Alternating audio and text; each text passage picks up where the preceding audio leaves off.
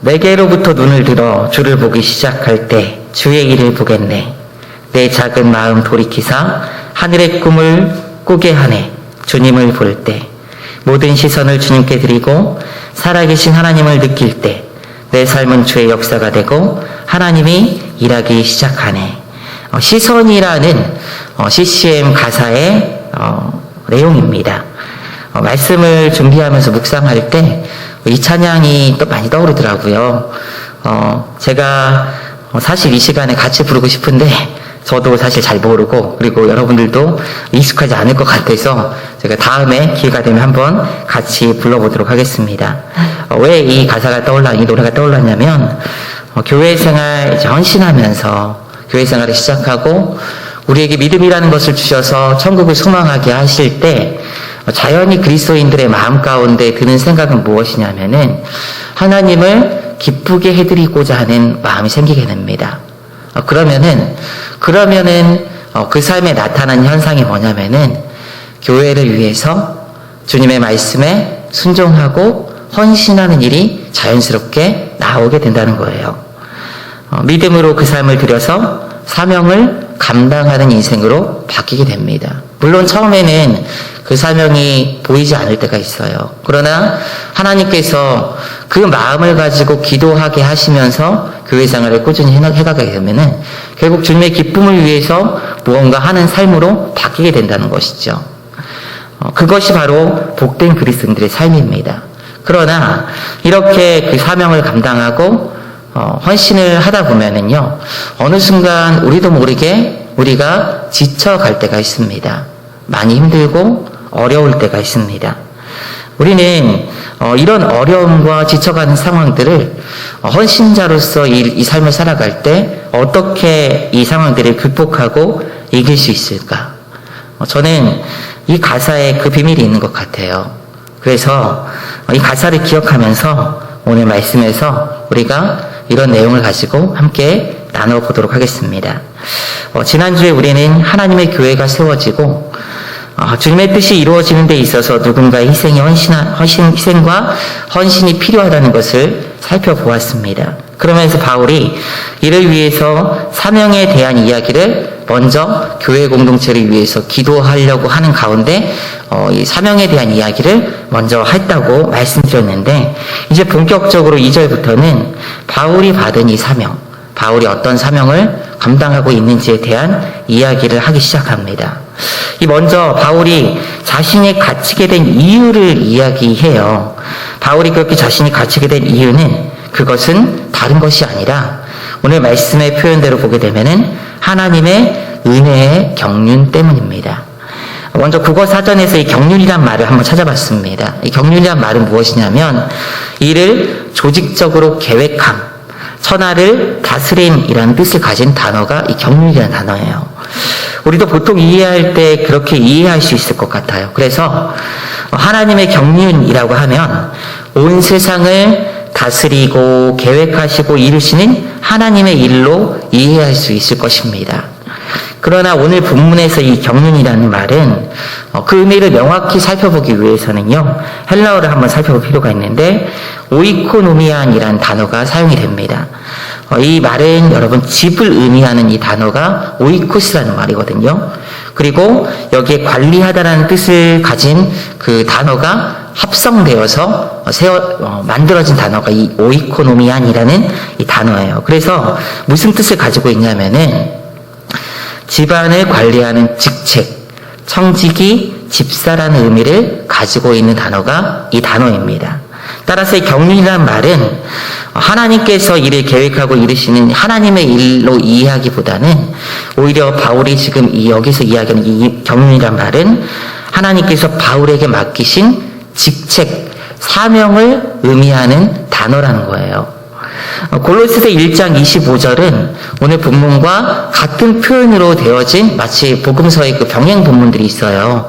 그런 것과 같이 쓰여진 그런 구절입니다. 우리 같이 한번 읽어보겠습니다. 시작. 내가 교회의 일꾼 된 것은 하나님이 너희를 위하여 내게 주신 직분을 따라 하나님의 말씀을 이루려 함이니라. 아멘. 여기서 보면은 직분이란 단어가 있는데 이것이 바로 오이코노미안이라는 이 단어가 사용된 말입니다. 그래서 이 말을 볼 때 에베소의 격리라고 되어 있는 부분이 바울의 사명, 직분이에요. 골로새서 4장 1절에서도 사람이 마땅히 우리를 그리스도의 일꾼이요 하나님의 비밀을 맡은 자로 여길지어다 라고 이야기하는 본문에서 볼 수 있듯이, 이 구절에서 볼 수 있듯이 바울은 자신을 그리스도의 일꾼이요 하나님의 비밀을 맡은 사명자로 늘 인식하고 있었다는 것을 알 수가 있습니다.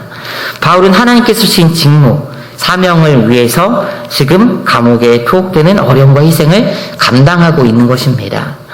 그런데 이 바울이 이 직무를 표현할 때 독특한 표현을 사용을 합니다. 그 표현이 무엇이냐면 바로 은혜의라는 단어예요. 은혜의 경륜, 은혜의 직무라는 표현이죠. 은혜의 경륜이라는 단어를 사용한다는 거예요. 실질적으로 바울이 감당하는 직무라는 것은 이방인들에게 그리스도의 비밀을 전하는 직무, 이방인 사도의 직무가 바울의 사명입니다. 그런데 이를 수식할 때 어떤 단어를 사용하냐? 은혜의라는 그런 수식어를 사용한다는 점을 한번 생각해 볼 필요가 있습니다. 일반적으로 은혜라는 말은요, 구원을 받을 자격이 없는 자들을 구원하시기 위해서 값없이 베푸신 하나님의 은혜라는 의미로 우리가 사용을 하고 있습니다. 그래서 희생적인 하나님의 사랑을 뜻하는 단어가 은혜예요. 그런데 오늘 본문은 이 값없는 사랑, 놀라운 사랑을 사명, 직무에 대한 수식어로 사용하고 있다는 것이에요, 바울이. 더군다나 우리는 은혜하면 좋은 것, 받아 누리는 것, 값없이 주시는 것, 선물, 이런 이미지로 이런 생각을 가지고 있습니다. 그런데 지금 바울이 가택연금 상태, 몸의 자유가 구속받으면서 복음을 위하여 핍박받는 이 상태, 이것을 유발한 것이 그의 사명이거든요. 그의 직무거든요. 근데 그것을 은혜의 직무라고 지금 표현하고 있다는 것입니다. 왜 바울은 이 사명, 직무를 은혜의 직무라고 표현했을까요?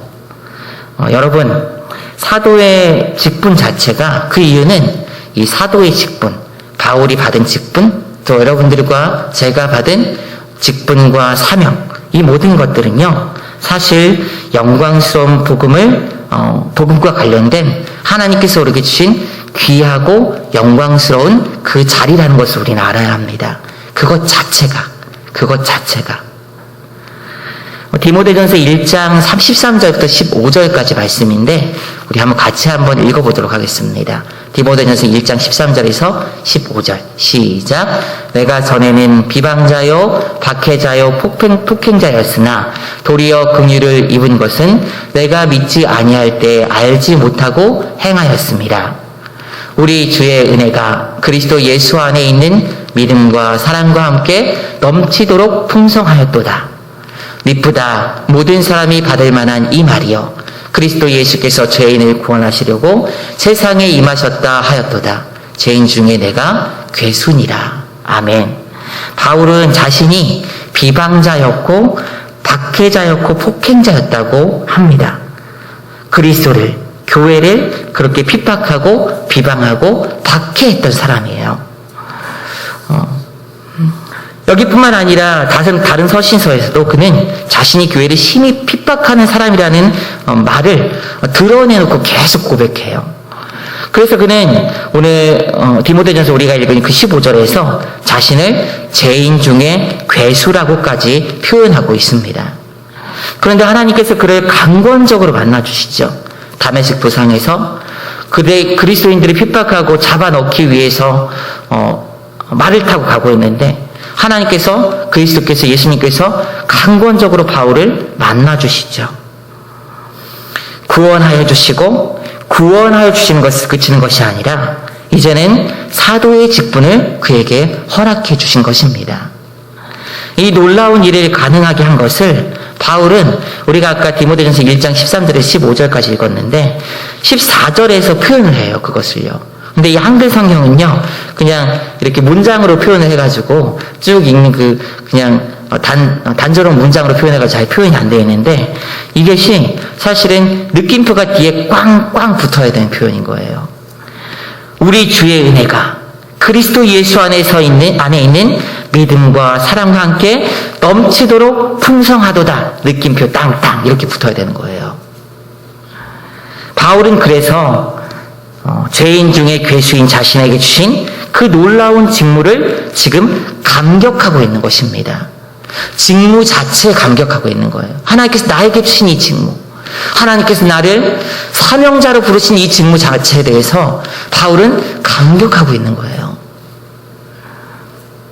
이전에 하나님을 핍박하던 자에게는 결코 주어질 수 없는 그런 직무였기 때문에, 사랑하는 여러분, 하나님께서 우리에게 맡겨주신 직무, 사명, 그것은 어렵고 힘든 것이라 할지라도 또 그 사명과 직무를 감당할 때 고난과 아픔과 어려움이 있다 할지라도 그것 자체가 은혜임을 믿으시기 바랍니다. 그것 자체가 은혜인 것입니다. 사명하면 우리는 고난, 아픔, 어려움, 희생 이런 이미지를 떠올리기가 쉽습니다. 그런데 그러면서 각오와 비장함을 그 안에 이제 투영시키죠. 그러나 실상 사명, 직무, 맡겨진 일을 감당하는 데 있어서는 가장 큰 전제가 무엇이냐면 바로 그리스도의 은혜라는 거예요. 은혜. 이것 자체가 하나님의 은혜라는 거예요. 이전에 죄의 도구가 되어 마음대로 자신의 삶을 사망을 위해 살았던 그 삶, 세상에서 자신의 만족과 썩어질 것들을 위해 살았던 삶에서 이제는 하나님의 도구가 되어 우리 목사님 요즘에 새벽에 표현하신 것처럼 어마어마한 존재, 그 존재가 우리라고 했잖아요. 우리를 그런 어마어마한 존재로 만들어 주셨을 뿐만 아니라 어마어마한 존재인 교회, 믿음의 공동체인 하나님의 영광의 휘장이 둘린 이 교회를 위해서 귀한 일을 맡겨주신 것, 그것 자체가 은혜인 줄 믿으시기 바랍니다.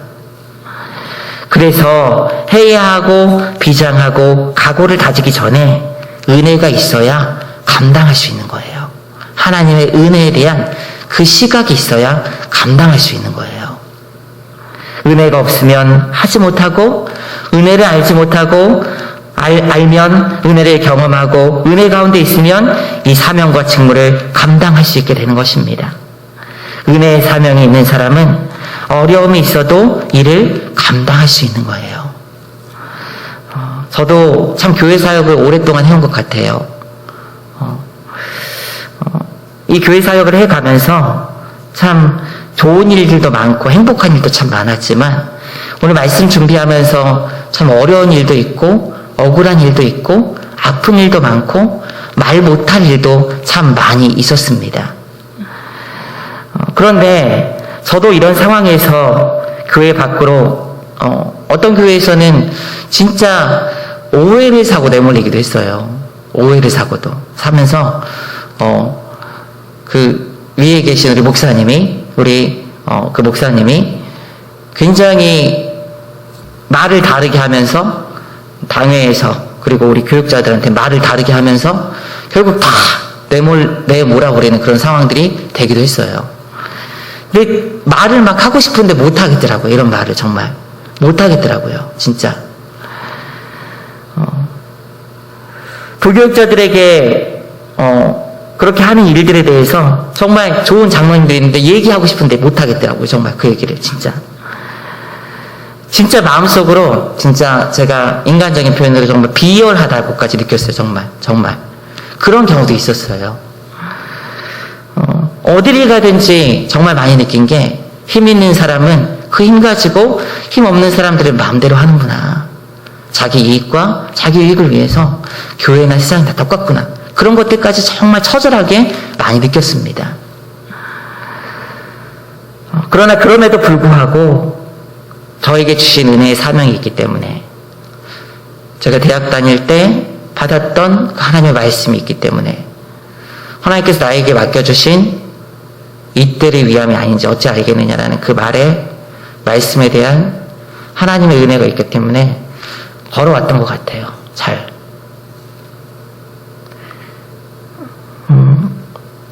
은혜를 알려주시고 채워주셔서 또 인도하셔서 주신 사명, 그리스도와 교회를 위해서 은혜가 있기 때문에 걸어왔다, 버텨온 것 같다는 생각이 들더라고요. 말씀을 준비하는데.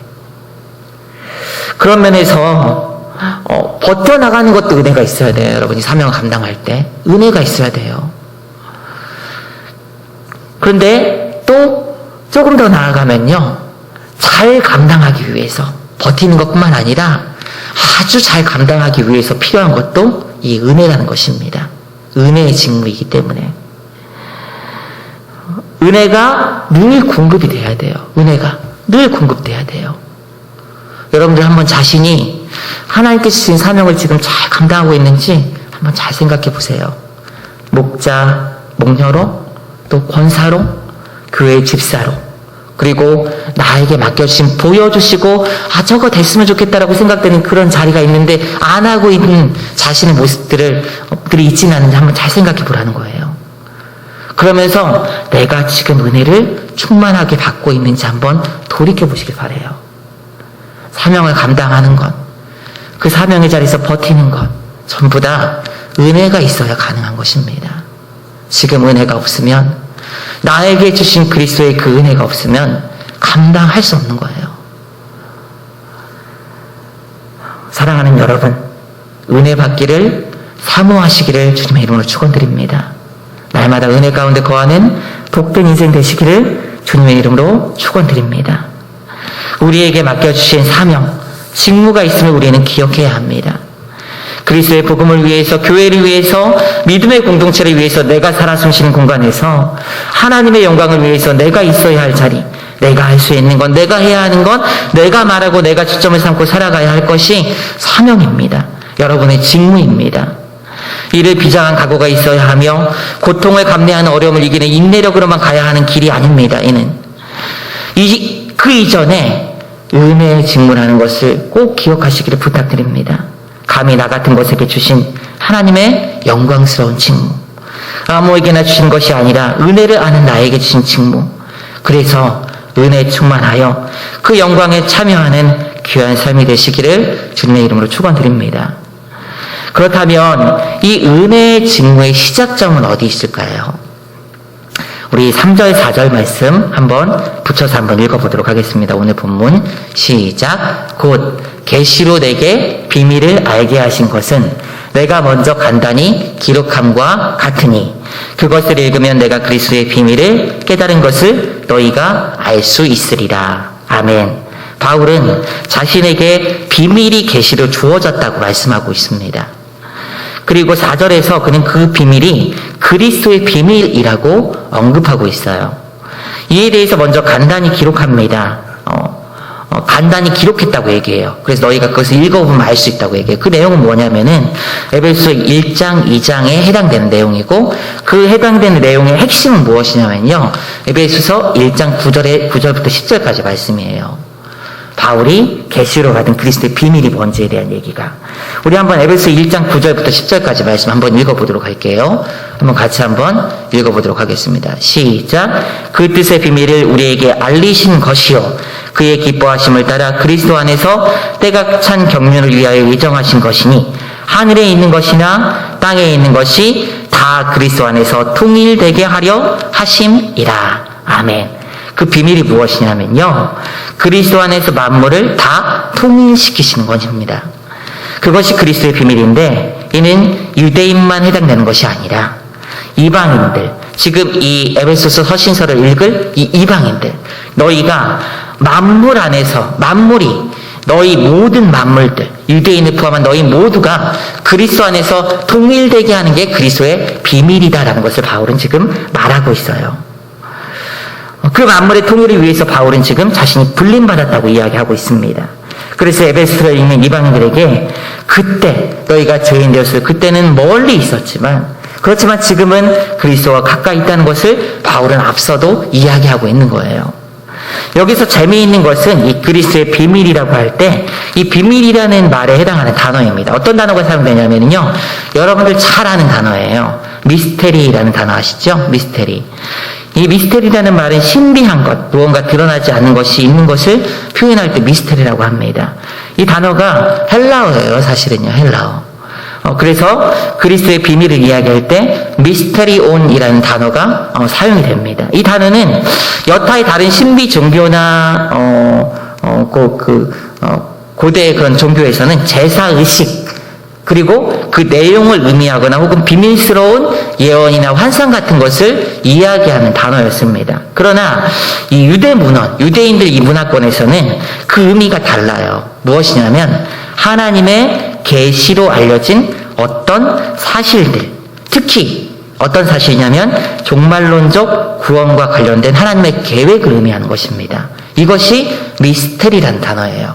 그리스도의 비밀이란 단어. 곧 그리스도의 십자가 사건을 통해서 이루시는 하나님의 종말론적인 구원 계획이 바로 그리스도의 비밀입니다. 이 구원 계획은 일정 기간 동안 숨겨져 있었습니다. 또 그 이후에도 하나님의 구원이 작정된 사람들에게만 믿음으로 열리게 되어 있는 것이 이 비밀의 특징이에요. 그래서 계시로 하나님께서 우리에게 알게 하셔야만 이 미스테리온이 깨달아지게 되는 것입니다. 여기서 계시에 해당되는 구절이 카타 아포칼립신이라는 단어가 사용이 돼요. 근데 이 문구도 보게 되면은 아포, 뭐뭐로부터라는 뜻이고요. 그 다음에 칼리토는 덮다라는 뜻이에요. 그래서 덮어진 것, 가려진 것에서부터 명백하게 드러내 보이시는 것이라는 의미를 가지고 있습니다. 이 계시의 의미를 살려서 정리하면 그래요. 계시를 통해서 하나님께서 그리스도의 비밀을 알게 하셨는데, 바울에게 알게 하셨는데, 이는 가려졌다가 하나님께서 사도인 바울에게 알려주셨고, 그 내용이 바로 그리스도의 비밀이라고 표현된 종말론적인 구원에 대한 내용인 거예요. 계시는 내가 연구해서 도출한 것이 아니라는 거예요. 그럴싸하게 만들어내는 것이 아니라는 거예요. 하나님께서 알려주셔야 되고, 하나님께서 보여주셔야 되고, 드러내셔야지 알 수 있게 되는 것. 그것이 계시입니다. 사명의 시작은 어디 있냐면요, 하나님께서 이것을 우리에게 알려주신 데 있는 거예요. 알려주시는데, 그 비밀을 알려주시는 데 있는 거예요. 원대한 하나님의 계획과 하나님의 그 뜻과 그 가운데 서 있는 나 자신의 모습을 보게 하실 때 하나님께서 이 사명을 하나님의 사명을 감당할 수 있는 그 시작점이 되는 것입니다. 다른 고등 종교라 불리는 불교, 이슬람교, 힌두교 이런 종교들의 차이가 교회의 복음과 말씀과의 차이가 명백히 여기서 드러나는 거예요. 계시라는 부분에서 어떤 사람이 그러더라고요.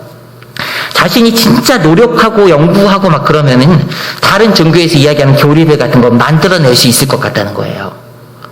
왜냐하면 착하게 살고 선하게 살고 그럼 복받아 잘돼 이런 얘기가 누구든지 다 할 수 있다는 거예요. 그래서 막 연구하고 그러면은 그런 교리들 막 만들어가지고 좋은 종교 만들어낼 수 있을 것 같다는 거예요. 그런데 교회에서 이야기하는 복음은 이것과는 반대예요. 사람의 생리와는 반대입니다. 사람의 생리는 열심히 살아야지 복을 받고 선을 행해야지 복을 받아요. 착한 일을 해야지 선한 일이 나타나요. 인과응보라는 것이 사람의 삶에 나타나는 그런 징후라는 거예요. 그런데 교회에서 이야기하는 복음은 다른 이야기를 한다는 거예요. 뭐냐면은 사람이 노력해서 무언가 성취하고 얻어내는 것을 당연하게 여기는 이 세상의 종교와는 달리 교회에서 이야기하는 그 복음의 핵심은 은혜라는 말에서 알 수 있습니다. 내가 뿌리지 않은 것을 거두기도 하고 자격이 없는데 주어지기도 하고 누리게 하십니다. 오직 믿음으로 이 은혜를 받아들이면 되는 것이라고 이야기한다는 거죠. 그래서 사람스럽지 않은 종교가 바로 종교라고 이야기하게 되면 기독교를 이야기한다는 거예요. 사람스럽지 않은 종교. 다른 종교들은 다 인간의 행위와 노력이 강조된 반면 교회는 은혜가 중심이기 때문입니다. 값없이 주어진 은혜가. C.S. 루이스는 여러 학자들과의 대화에서 기독교와 다른 종교의 차이를 이야기할 때 굉장히 오랫동안 학자들이 토론을 했어요. 기독교와 다른 종교들의 차이가 뭐냐. 막 토론을 하는데 결론이 나지 않습니다. 그때 C.S. 루이스가 딱 들어온 거예요. C.S. 루이스는 19세기, 20세기 초반에 그런 변증학자입니다. 근데 이 변증학자가 딱 들어왔어요. 그래서 이런 거에 대해서 토론하는데 결론이 안 나는 거예요. 딱 그러니까 C.S. 루이스가 정확히 대답해요. 기독교와 다른 종교의 차이는 명확합니다. 그것은 은혜입니다. 라고 얘기를 했어요. 은혜입니다. 은혜는 인간스럽지 않은 것이기 때문에 더 어려운 것이고 이해가 가지 않은 것이에요. 그래서 사람에게서 나올 수 없는 것입니다. 우리가 들은 복음의 내용, 그리스도의 비밀은 사람에게서 온 것이 아니고 오직 하나님께서 우리에게 알려주실 때 그래서 알 수 있는 것임을 여러분 믿으시기 바랍니다. 그것을 알게 될 때, 그 비밀을 깨닫게 될 때 하나님께서 계시는 여러분 없어요. 지금 이 시대에는요. 여러분 계시 얘기하니까 계시 받아야지 그렇게 생각하시는 분들이 덜어 있는데 이 시대는 계시는 없어요. 계시는 이 성경 말씀이 딱 주어지면서 끝이 났어요 이미. 그러나 지금 이 시대에는 어떤 역사가 있냐면 계시된 말씀을 우리에게 깨달아지게 하는 역사가 있습니다. 이것을 신학적인 용어로 조명이라고 그래요. 조명이라고 그래요. 그래서 이 시대에 하나님께서 우리에게 성령이 내주하시면서 성령이 들어오시면서 역사하시면서 깨닫게 하신 역사가 있어요. 이 비밀을 깨닫게 하시고 알게 하시는 것이 바로 사명의 시작점이라는 것입니다. 사명은 어디서부터 시작되냐? 바로 그리스도의 비밀, 종말론적인 이 구원, 마지막에 그리스도께서 오시고 이 일을 위해서 주님께서 이런 놀라운 일을 행하신다는 것을 알고 그것이 그리스도의 십자가에 시작된다는 것을 아는 거기서부터 시작되는 것입니다. 마지막에 종말이 있어요. 그리고 자연스럽게 마지막을 의식하는 삶으로 그래서 사명은 이어지게 되는 거예요. 마지막을 의식하는 삶으로. 성경은 우리에게 분명히 말씀하고 있습니다. 그리스도로 인한 구원을 증언하고 말씀하고 그 말씀이 마지막에 있음을 말씀하고 있어요. 세상의 심판은 그리스도의 다시 오시는 이 재림으로 시작되고 이제 그리스도의 오심으로 시작되었고 이 초림에 시작되었고 그리고 마지막 재림을 통해서 이 심판이 이제 완전히 완성되는 어떤 그런 일이 있습니다. 세상의 심판은 이렇게 진행이 돼요. 하나님의 숨겨진 구원의 계획은 이제 그리스도의 십자가를 통해서 열리게 되었고 이를 위해서 우리 각자는 삶의 자리에서 믿음으로 마지막을 보며 은혜의 직무를 감당해야 하는 거예요. 그래서 무엇을 먹을까? 무엇을 입을까?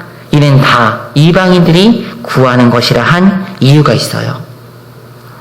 그것은 중요한 것이 아니에요, 여러분. 이 마지막을 바라보는 인생에서 중요한 것이 아니라는 거예요. 물론 지금 당장은 먹고 사는 게 중요한 문제입니다. 그런데 마지막을 의식할 때는 그것이 중요한 게 아니라는 거예요. 지금 마지막을 향해 가고 있고 종말적 구원과 더불어 심판을 향해 가는데 우리에게 필요한 것이 무엇이냐? 바로 그리스도의 비밀을 전하고 그 그리스도의 비밀을 통해 영혼을 구원하고 제자 삼는 그 일을 해가는데 그 초점이 있는 줄 믿으시기 바랍니다. 스티브 잡스가 지난번에도 한번 얘기했는데 오늘 말씀에 이어서 한번 얘기할게요. 스탠포드 대학에서 졸업 연설에서 이런 얘기를 합니다.